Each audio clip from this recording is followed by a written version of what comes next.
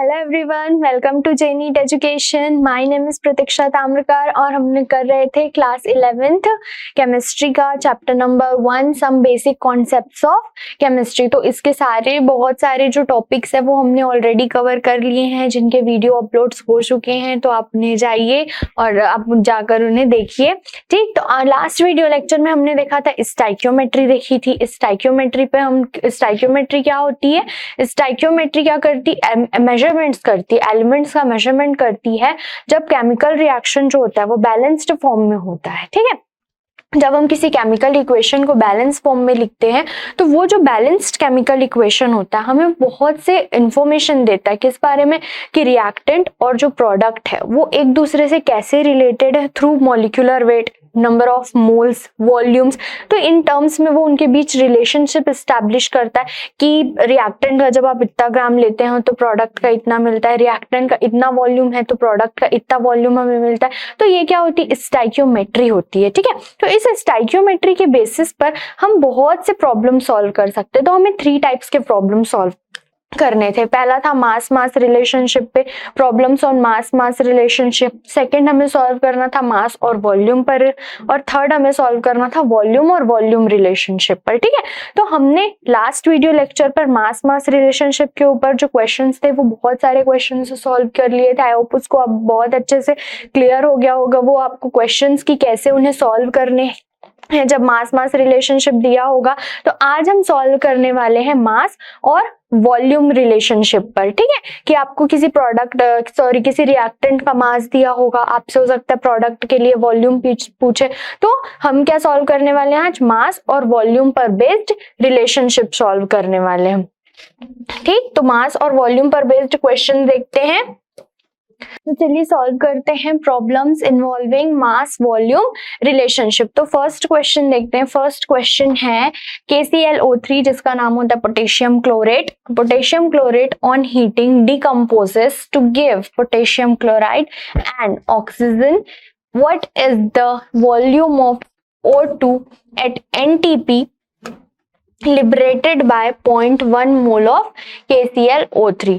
ठीक है, तो आपसे क्या पूछ रहा है वो, कि आपको दिया है कि जब आप KClO3 को डिकम्पोज करते हैं, हीट करते हैं, तो वो डिकम्पोज हो जाता है किसमें, KCl और ऑक्सीजन में वो डिकम्पोज हो जाता है। तो what is the volume of O2 at NTP liberated by 0.1 mole of KCl3। ठीक, तो आपसे वो पूछ रहा है कि जब KClO3 पोटेशियम क्लोरेट को जब हम हीट करते हैं तो वो डिकम्पोज हो जाता है किसमें, KCl और O2 में। ठीक है, अगर हम उस 0.1 मोल ऑफ KClO3 को अगर हम हीट करते हैं तो आपको कितने मोल कितना वॉल्यूम मिलेगा, सॉरी वॉल्यूम ऑफ O2, कितने वॉल्यूम आपके O2 के लिबरेट होंगे। ठीक है, तो चलिए सॉल्व करते हैं इसे। ठीक, तो सबसे पहला स्टेप क्या होता है जब हम रिएक्शन ये टाइप के जब प्रॉब्लम सॉल्व करते हैं, तो सबसे पहला स्टेप होता है हमारा उस जो आपको इक्वेशन दिया हुआ है, जो वहां पर स्टेटमेंट दिया हुआ है, उसके अकॉर्डिंग आपको केमिकल इक्वेशन लिखना है। और वो भी कैसा केमिकल इक्वेशन लिखना है, आपको बैलेंस्ड केमिकल इक्वेशन लिखना है। तो यहाँ पर क्या हो रहा है, 2KClO3। ठीक है, तो यहाँ पर पोटेशियम क्लोरेट जो है उसको क्या किया जा रहा है, हीट किया जा रहा है। तो जब हीट किया जाता है तो वो डिकम्पोज हो जाता है किसमें, 2KCl पोटेशियम क्लोराइड और 3O2 पोटेशियम ऑक्सीजन गैस में। ठीक, तो हमारा फर्स्ट स्टेप क्या था, बैलेंस्ड केमिकल इक्वेशन लिखना। तो वो हमने लिख लिया बैलेंस्ड केमिकल इक्वेशन। अब हमसे कितने मोल KClO3 के लिए पूछा जा रहा है, 0.1 मोल KClO3 के लिए। ठीक, तो इस केमिकल इक्वेशन से देखिए हमें क्या जानकारी मिल रही है कि जब 2 मोल KClO3 को हीट किया जाता है तब आपके पास कितने मोल O2 लिबरेट हो रहे हैं। जब आप 2 मोल KClO3 पोटेशियम क्लोरेट को जब आप हीट करते हैं तब आपको कितने मोल ऑक्सीजन गैस मिल रहे हैं, 3 मोल ऑक्सीजन गैस मिल रहे हैं। और हमें पता है मोल कॉन्सेप्ट से कि जो गैसेस होते हैं उन गैस के 1 मोल का वॉल्यूम कितना होता है, 4 लीटर्स होते हैं, ठीक है। तो 2 मोल अगर KClO3 को आप हीट करते हैं तो आपको कितने मोल्स O2 मिल रहे हैं? 3 मोल्स O2। 1 मोल ऑक्सीजन गैस का वॉल्यूम कितना होता है? 22.4। तो 3 मोल ऑक्सीजन गैस का वॉल्यूम कितना हो जाएगा? 22.4 लीटर, ठीक। तो ये कितना हो जाएगा? 67.2 लीटर ऑफ ऑक्सीजन। मीन्स जब आप 2 मोल पोटेशियम क्लोरेट को हीट करते हैं तो आपको कितने लीटर्स ऑक्सीजन मिल रहे हैं? 67.2 लीटर ऑक्सीजन मिल रहा है, ठीक। तो आपसे क्या पूछा है? अगर आप 0.1 मोल को आप हीट करते हैं तो कितना मिलेगा? So on heating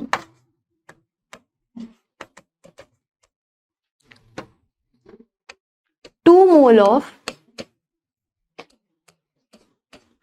potassium chlorate evolve oxygen, कितना ऑक्सीजन गैस इवॉल्व कर रहा है? 67.2 लीटर। तो 1 mole, so on heating 1 mole of potassium chlorate evolve oxygen 67.2 divided by 67.2 divided by 2, ठीक। तो हमें कितने के लिए निकालना है? आपको 2 मोल के लिए पता था कि 2 मोल जब आप KClO3 को हीट करेंगे तो आपको 67.2 litre of oxygen gas evolve होगी।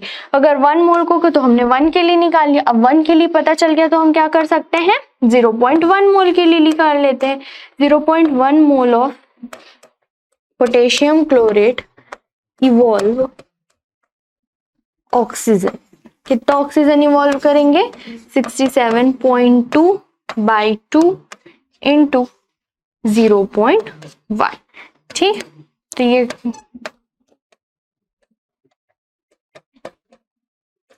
कितना आ जाएगा? 2 1 जा 3 और 6, तो ये आ जाएगा 336 divided by 100 means 3.36 litre. 3.36 litre of 3.36 litre of oxygen gas, ठीक है। तो ये हमने सॉल्व कर लिया क्वेश्चन। चलिए एक बार फिर से देखते हैं कि क्वेश्चन क्या था हमारे पास। हमारे पास क्वेश्चन था कि KClO3 on heating decompose to give KCl and oxygen. What is the volume of O2 at NTP liberated by 0.1 mole of KClO3? तो हमने क्वेश्चन लिख लिया इससे रिलेटेड। तो इक्वेशन हमने क्या लिखा? देखिए KClO3 डिकम्पोज किया तो डिकम्पोज करने से 2 KCl और 3 O2 मिला। इस इक्वेशन से हमें क्या जानकारी मिली, क्या इन्फॉर्मेशन मिला कि जब हम 2 मोल KClO3 को हीट करते हैं तो हमें 3 मोल ऑक्सीजन गैस मिलता है। और हमें पता है कि एनटीपी पर जो ऑक्सीजन गैस के 1 मोल का वॉल्यूम कितना होता है? 22.4 लीटर होता है। तो हमें 3 मोल ऑक्सीजन गैस मिल रही है। 1 मोल का वॉल्यूम कितना है? 1 मोल ऑक्सीजन गैस 1 मोल ऑक्सीजन गैस का वॉल्यूम कितना है? 22.4 लीटर। तो 3 मोल ऑक्सीजन गैस का वॉल्यूम कितना हो जाएगा? 67.2 लीटर हो जाएगा। अब इससे फाइनली हमें क्या रिलेशन मिला कि जब हम 2 मोल KClO3 को हीट करते हैं तो कितने लीटर ऑक्सीजन गैस इवॉल्व होता है? 67.2 लीटर। तो हमें कितने के लिए निकालना था? तो on heating 2 mole of KClO3 evolve oxygen 67.2। आपको 2 मोल के लिए पता है, आप 1 मोल के लिए निकाल लीजिए। 1 मोल के लिए पता चल गया हमें। जब 1 मोल के लिए पता चल गया तो हमने 0.1 मोल के लिए भी निकाल लिया, ठीक। और सिंपल सा कैलकुलेशन, और हमें पता चल गया कि जब 0.1 मोल ऑफ KClO3 को हीट किया जाएगा तो 3.36 litre of oxygen gas evolve होगा, ठीक। तो आप देख लीजिए एक बार। फिर हम नेक्स्ट क्वेश्चन करते हैं।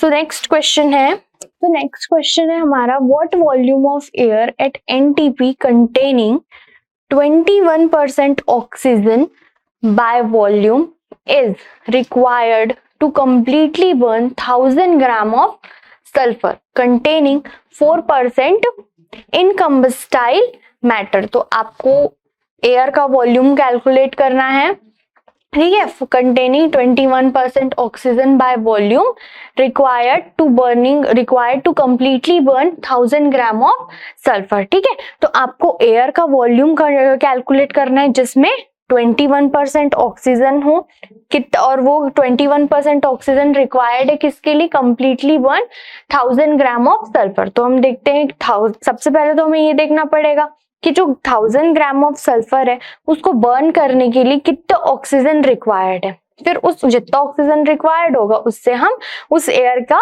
वॉल्यूम भी कैलकुलेट कर लेंगे। ठीक है, तो चलिए सॉल्व करते हैं।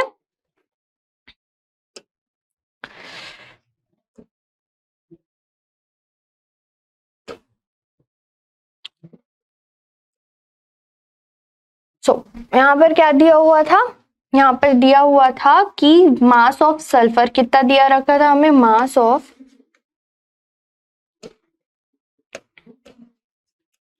सल्फर कितना दिया हुआ था 1000 ग्राम, और उस 1000 ग्राम में जो 4% था वो इनकम्बस्टाइल मैटर था। तो 1000 का 4% निकालेंगे तो हमें पता चल जाएगा कि कितना इनकम्बस्टाइल मैटर है और कितना सल्फर जो वो कम्बस्टाइल है।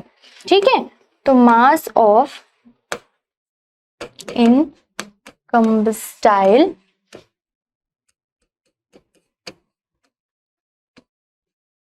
मैटर। ठीक, तो मास ऑफ इनकम्बस्टाइल मैटर कितना हो जाएगा 1000 इंटू, क्योंकि 4% आपका वहां पर क्या था इनकम्बस्टाइल मैटर, तो 1000 का जब 4% निकालेंगे तो हमें पता चल जाएगा कि कितना वहां पर कितना ग्राम जो है वो इनकम्बस्टाइल है। तो 1000 में से 40 ग्राम जो है वो इनकम्बस्टाइल है। तो mass of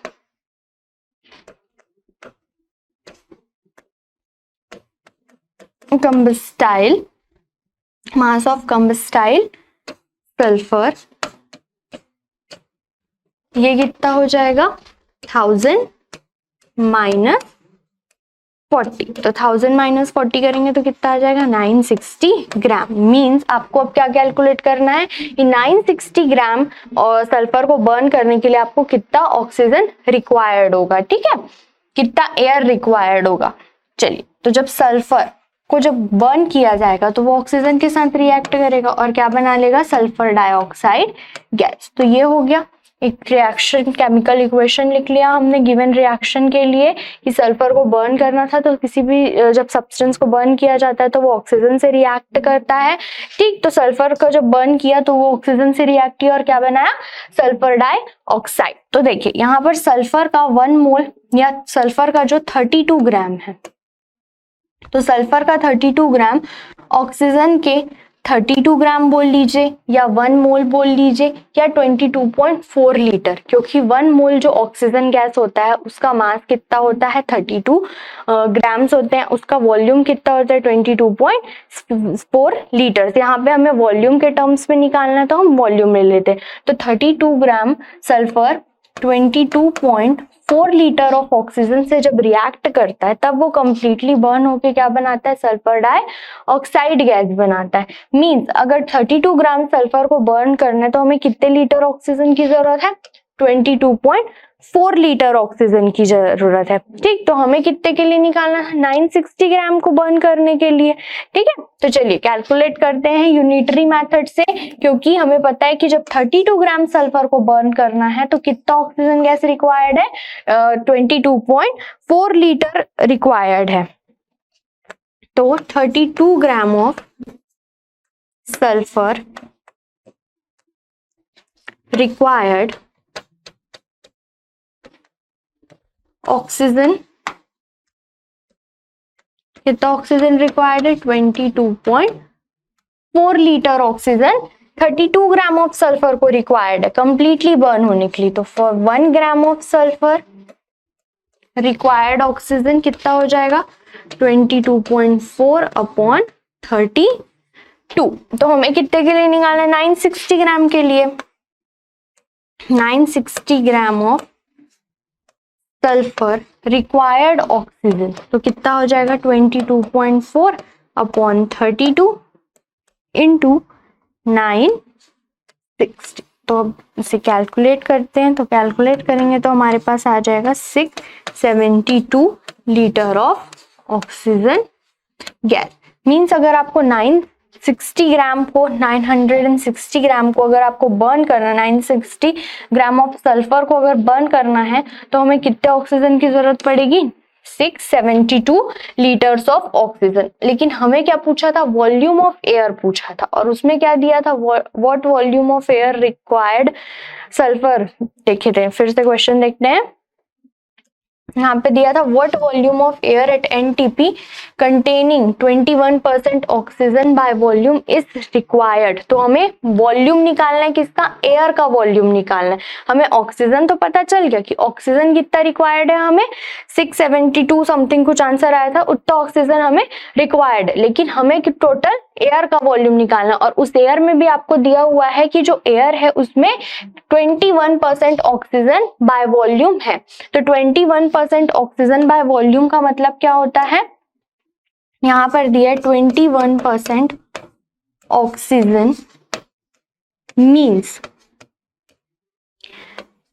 21 litre of oxygen in 100 litre of air.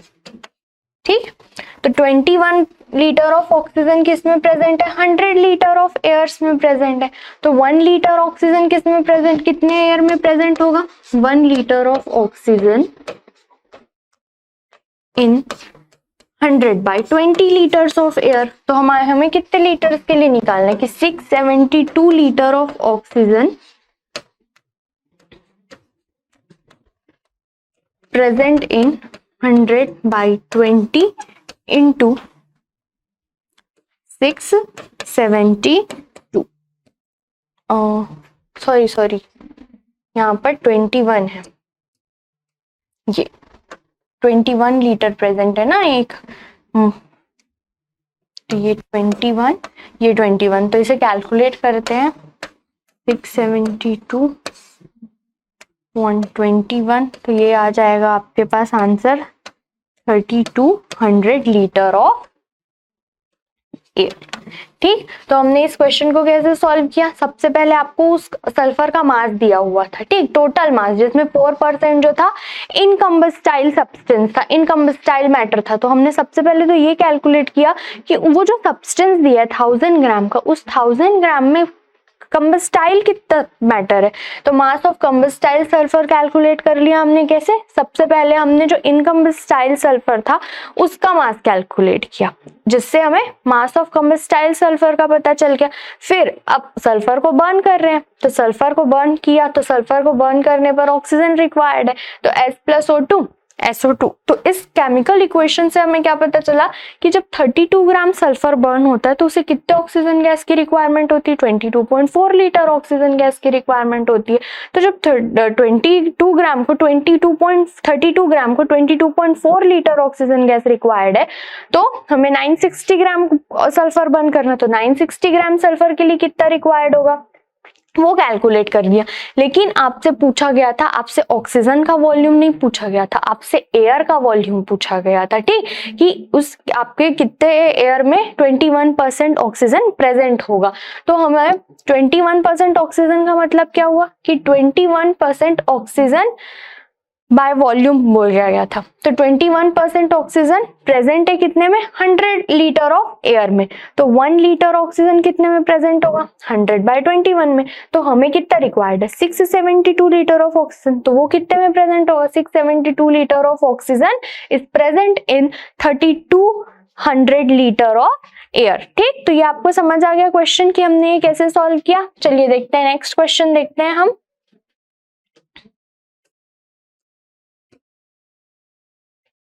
Next है calculate the amount of, next question है calculate the amount of potassium chloride needed to supply sufficient oxygen for burning 112 litre of carbon monoxide gas. ठीक, तो आपको potassium chloride का amount calculate करना है, किसके लिए? फॉर बर्निंग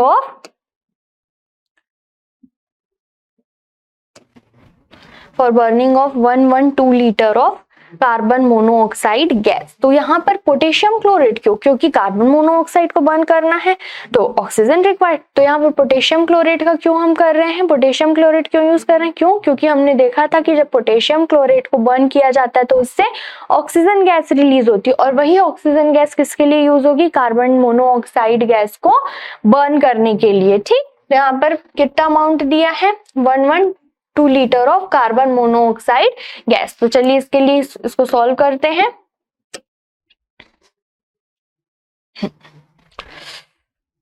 इक्वेशन, सबसे पहला काम क्या होता है? सबसे पहला स्टेप होता है केमिकल इक्वेशन लिखना।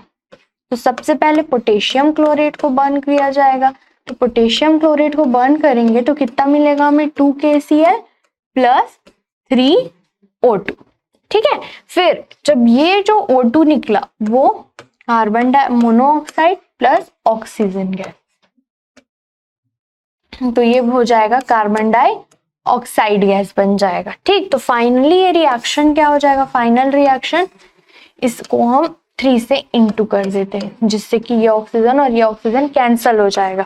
तो ये क्या हो गया? 2KClO3, 3 2 6 कार्बन मोनोऑक्साइड, और क्या बचा यहाँ पे? 2KCl, ये 3O2 और यहाँ पर का 3O2 ये कैंसल हो गया, और क्या बचा?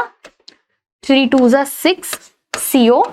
तो हमें, तो इस बैलेंस्ड केमिकल इक्वेशन से हमें क्या इंफॉर्मेशन मिल रहा है? देखिए, हमें ये इंफॉर्मेशन मिल रहा है कि 2 मोल ऑफ KClO3 यूज हो रहा है कितना? 6 मोल ऑफ कार्बन मोनोऑक्साइड गैस को बर्न करने के लिए। ठीक, तो यहाँ से हमें क्या पता चल रहा है कि आपको पता है कि 1 मोल जो गैस होता है उसका वॉल्यूम कितना होता है? 22.4 लीटर। तो यहाँ पर कितने मोल्स गैस है? कार्बन मोनोऑक्साइड के कितने मोल है? 6 मोल है। तो कार्बन मोनोऑक्साइड का कितना लीटर यहाँ पर बर्न हो रहा है? 20.4। तो ये हो जाएगा हमारे पास 134.4 लीटर। और 134.4 लीटर अगर हमें बर्न करना है तो हमें कितना पोटेशियम क्लोराइड रिक्वायर्ड है? 2 इंटू पोटेशियम का 39 प्लस क्लोरीन का 35.5, ऑक्सीजन का 48। टोटल हमें रिक्वायर्ड है 245 ग्राम ऑफ पोटेशियम क्लोराइड। ठीक, तो देखिए यहाँ पे से यहाँ हमें इस बैलेंस्ड केमिकल इक्वेशन से ये इंफॉर्मेशन मिल रहा है कि जब 134.4 litre of carbon monoxide gas को बर्न किया जाता है, कंप्लीटली बर्न हो रहा है, तब हमें 245 gram of potassium chloride required है। तो हमें कितने ग्राम के, कितने लीटर्स ऑफ कार्बन मोनोऑक्साइड को बर्न करना था? 112 लीटर्स ऑफ कार्बन मोनोऑक्साइड को बर्न करने के लिए required amount of KClO3 calculate करना था। तो आपको पता चल गया अब इस बैलेंस्ड केमिकल इक्वेशन से कि 134.4 लीटर को बर्न करने के लिए 245 ग्राम ऑफ KClO3 रिक्वायर्ड है। तो अब हम यूनिटरी मेथड यूज करके हम 112 लीटर ऑफ कार्बन मोनोऑक्साइड के लिए भी कैलकुलेट कर सकते हैं। तो चलिए करते हैं। 134.4 litre of carbon monoxide required KClO3, कितना KClO3 required है? 245 ग्राम। तो 1 litre of carbon monoxide are required। KClO3 कितना KClO3 रिक्वायर्ड होगा 1 लीटर के लिए? 245 डिवाइडेड बाय कितना? 134.4 ग्राम। तो हमें कितने लीटर कार्बन मोनोऑक्साइड के लिए निकालना था? 112 litre of carbon monoxide are required KClO3। तो ये कितना आ जाएगा? 245 इंटू 112 डिवाइडेड बाई 134.4। तो इसे कैलकुलेट करिएगा। तो इसे जब आप कैलकुलेट करेंगे तो आपको मिलेगा 204.16 ग्राम ऑफ KClO3। 3, मतलब अगर आपको कितने 112 लीटर ऑफ कार्बन मोनोऑक्साइड को बर्न करना है तो आपको KClO3 कितना रिक्वायर्ड होगा, 204.16 ग्राम ऑफ KClO3। तो ये आपको क्वेश्चन क्लियर है, ये हमने कैसे सॉल्व किया। ठीक, तो चलिए नेक्स्ट क्वेश्चन करते हैं, आप एक बार देख लीजिए। ठीक है, तो चलिए नेक्स्ट क्वेश्चन हम स्टार्ट करते हैं।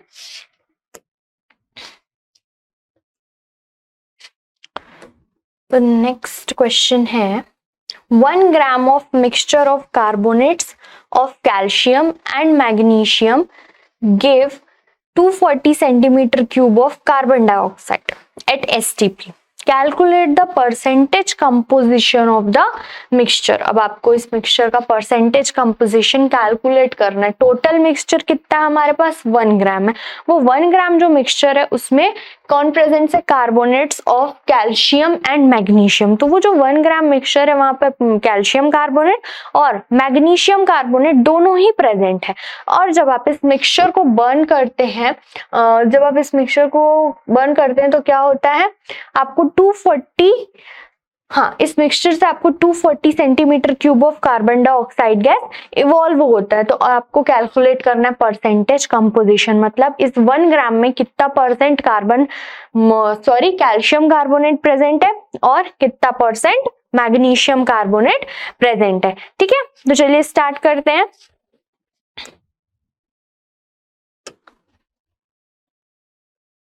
तो सबसे पहले मास कितना दिया हुआ है, मास ऑफ मिक्सचर। ठीक, तो मिक्सचर का मास कितना दिया हुआ है हमें, 1 ग्राम दिया हुआ, 1 ग्राम। तो आपको पता है उस मिक्सचर में कौन कौन प्रेजेंट है, वहां पर कैल्शियम कार्बोनेट प्रेजेंट है और मैग्नीशियम कार्बोनेट प्रेजेंट, ये दोनों ही कार्बोनेट्स वहां पर प्रेजेंट है। तो let the mass of calcium carbonate equals to x gram. ठीक, तो हमने कैल्शियम कार्बोनेट के मास को कितना लेट कर लिया, x ग्राम। ठीक, तो फिर कैल्शियम कार्बोनेट का x ग्राम हो गया, तो मैग्नीशियम कार्बोनेट कितना प्रेजेंट होगा वहां पर, तो मास ऑफ मैग्नीशियम कार्बोनेट वो कितना हो जाएगा, 1 माइनस एक्स। टोटल मास कितना है मिक्सचर का, 1, उसमें से x ग्राम कौन प्रेजेंट है, कैल्शियम कार्बोनेट। तो मैग्नीशियम का मास कितना हो जाएगा, 1 माइनस x ग्राम। अब केमिकल रिएक्शन लिख रहे हैं कि when calcium carbonate is heated gives calcium oxide plus carbon dioxide. तो कैल्शियम कार्बोनेट का देखिए यहाँ पर कितना, वहां पर क्या दिया हुआ था, 240 सेंटीमीटर क्यूब ऑफ ऑक्सीजन। ठीक है, तो हम भी यहाँ पर सेंटीमीटर क्यूब में यूज करेंगे। तो यहाँ देखिए कैल्शियम कार्बोनेट टोटल कितना हो जाएगा, यहाँ 100 ग्राम। यहाँ 100 ग्राम ऑफ कैल्शियम कार्बोनेट को जब हीट किया जाता है तो उस हीटिंग से आपको कितना 1 mole of carbon dioxide gas मिल रही है। और 1 मोल ऑफ कार्बन डाइऑक्साइड का वॉल्यूम कितना होता है, 22,400 सेंटीमीटर क्यूब। तो इसका कार्बन डाइऑक्साइड गैस का वॉल्यूम कितना आ जाएगा, 22,400 सेंटीमीटर क्यूब। मीन्स जब आप 100 ग्राम ऑफ कैल्शियम कार्बोनेट को 100 ग्राम ऑफ कैल्शियम कार्बोनेट से कितना कार्बन डाइऑक्साइड गैस निकल रहा है, 22,400 कार्बन डाइऑक्साइड गैस। ठीक, तो अब मैग्नीशियम कार्बोनेट के लिए लिख लेते हैं,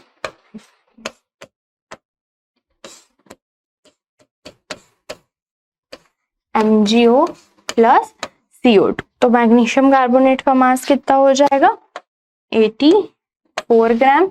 और इससे भी कितना गैस इवॉल्व हो रहा है, carbon dioxide, 22,400 centimetre cube of carbon dioxide gas evolve हो रहा है। तो अब जब 100 ग्राम से 22,400 सेंटीमीटर क्यूब इवॉल्व हो रहा है, तो हमारे पास हमने कितना मास माना है, उसके लिए कितना लेट किया है हमने, कैल्शियम कार्बोनेट का मास x ग्राम किया है। तो जब आपको पता है कि 100 से इतना हो रहा है तो x ग्राम से कितना होगा वो कैलकुलेट कर लेते हैं।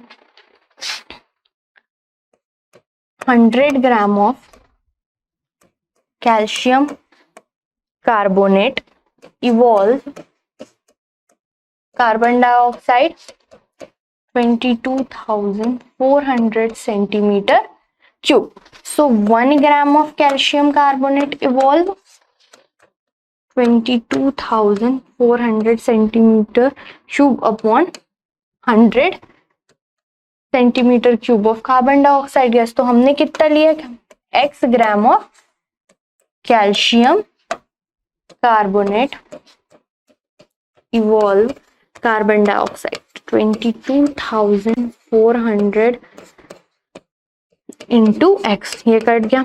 मीन्स जब आप x ग्राम कैल्शियम कार्बोनेट जो वहां पर मिक्सचर में प्रेजेंट है उसको, जो उससे कितना कार्बन डाइऑक्साइड गैस इवॉल्व होगा 224 into x, 224 into x litre of carbon dioxide gas. तो इसी तरह से आप निकाल लीजिए मैग्नीशियम के लिए भी, मैग्नीशियम कार्बोनेट के लिए भी।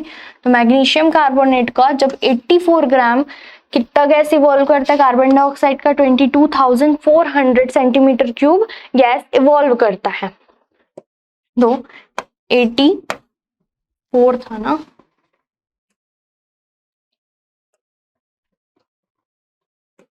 84 gram of magnesium carbonate evolve carbon dioxide 22,400 centimetre cube. तो 1 ग्राम कितना इवॉल्व करेगा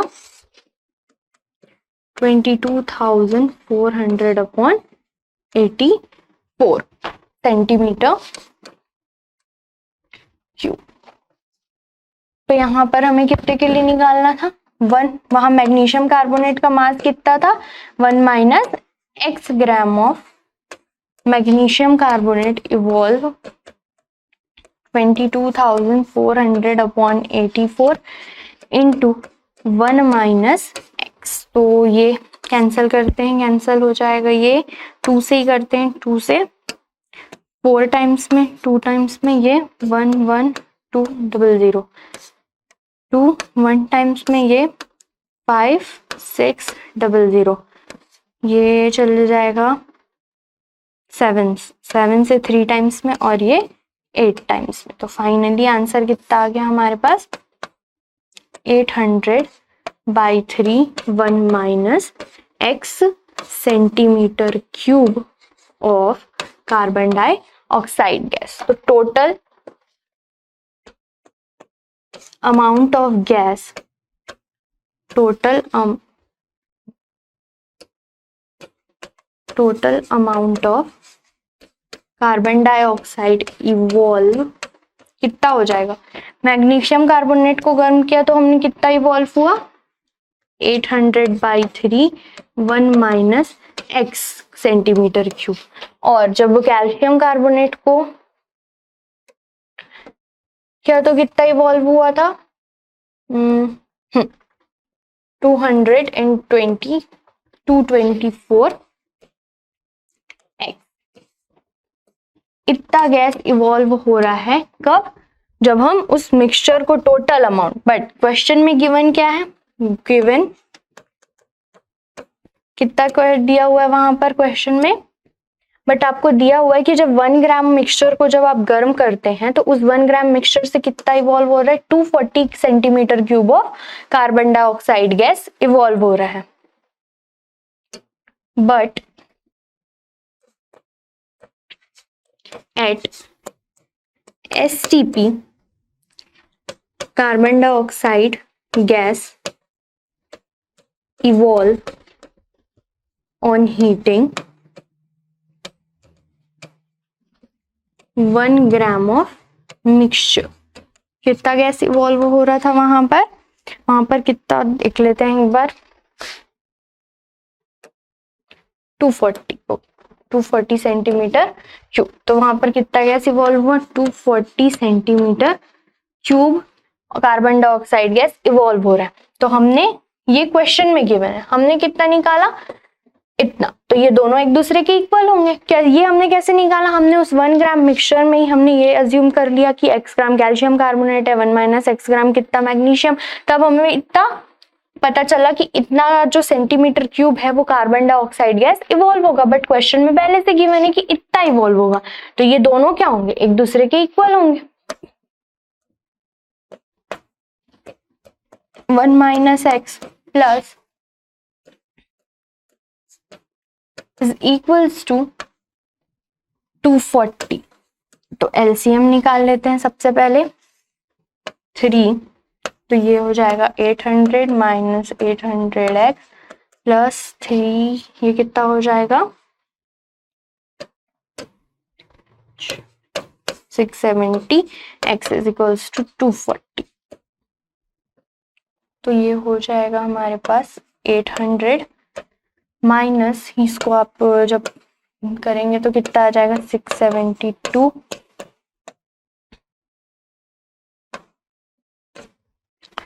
128x, और ये इधर इंटू होके कितना हो जाएगा 240 इंटू 3, तो ये हो जाएगा 800 minus 120x is equals to 720। तो 720 इधर ले आते हैं, तो 800 minus 720 is equals to 128x, तो ये आ जाएगा 80 इज इक्वल्स टू 120x। तो अमाउंट ऑफ x कितना मिल जाएगा हमें, x is equals to 80 by 120। x is equals to कितना आ जाएगा यहाँ पर 44 टाइम्स में, और ये 6 और ये 4, तो 8 से हम कट कर सकते हैं 5 टाइम्स में, और ये 8 टाइम्स से, तो x हमारे पास आ गया फाइनली 5/8। मतलब उस 1 ग्राम में 5/8 ग्राम जो है वो कौन प्रेजेंट है, कैल्शियम कार्बोनेट। तो finally mass of calcium carbonate, तो वहां पर कैल्शियम कार्बोनेट का मास कितना आ गया 5/8 ग्राम। तो फिर कैल्शियम कार्बोनेट का इतना है, तो मास ऑफ मैग्नीशियम कार्बोनेट, तो मैग्नीशियम कार्बोनेट का मास कितना हो जाएगा 1 माइनस 5/8 मीन्स कितना हो जाएगा 3/8 ग्राम। तो हमें क्या निकालना था, परसेंटेज कंपोजिशन। तो परसेंटेज कंपोजिशन कैसे निकालते, percentage composition of calcium carbonate. तो टोटल मिक्सचर का मास कितना है 1 ग्राम, उस 1 ग्राम में कैल्शियम कार्बोनेट कितना प्रेजेंट है 5/8 ग्राम। तो number of parts by mass of element present upon total mass into 100, तो ये आ गया 5/8 इंटू 100।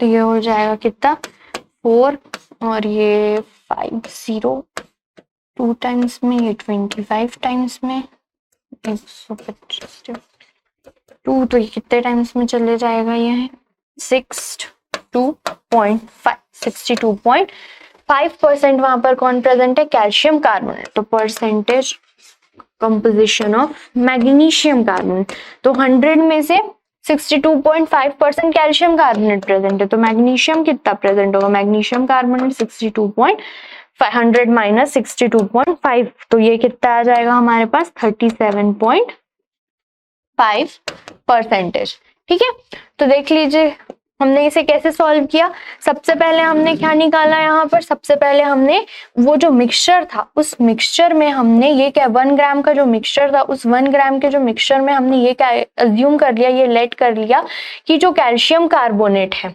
उसका मास x ग्राम है। उस x ग्राम कैल्शियम कार्बोनेट में x ग्राम कैल्शियम कार्बोनेट है, तो x ग्राम अगर कैल्शियम कार्बोनेट है तो उसी में मैग्नीशियम कार्बोनेट भी प्रेजेंट है, तो वो कितना हो जाएगा 1 माइनस x ग्राम हो जाएगा।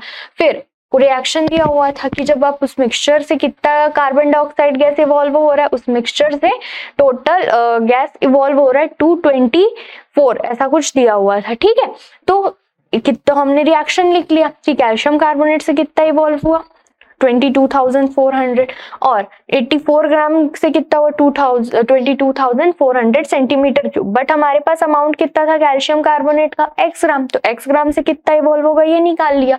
मैग्नीशियम का कितना अमाउंट था 1 माइनस x ग्राम, तो जब हमारे पास 84 ग्राम के लिए पता है कि 22,400 इवॉल्व होगा कार्बन डाइऑक्साइड गैस, तो हमने 1 माइनस x ग्राम के लिए भी कैलकुलेट कर लिया।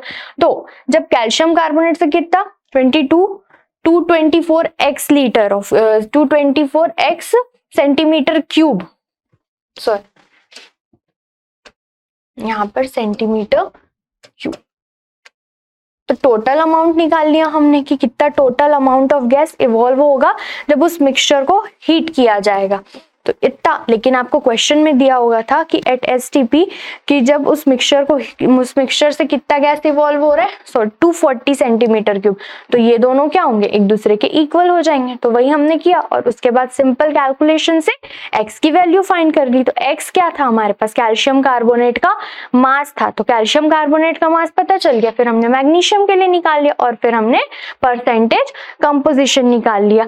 तो आज के वीडियो लेक्चर में बस इतना ही। आई होप आपको जो ये मास और वॉल्यूम रिलेशनशिप था उस पे बेस्ड जो न्यूमेरिकल है वो अब आप सॉल्व कर पाएंगे और आपको ये सारे न्यूमेरिकल से समझ आए होंगे। तो मिलते हैं नेक्स्ट वीडियो लेक्चर में। Thank you.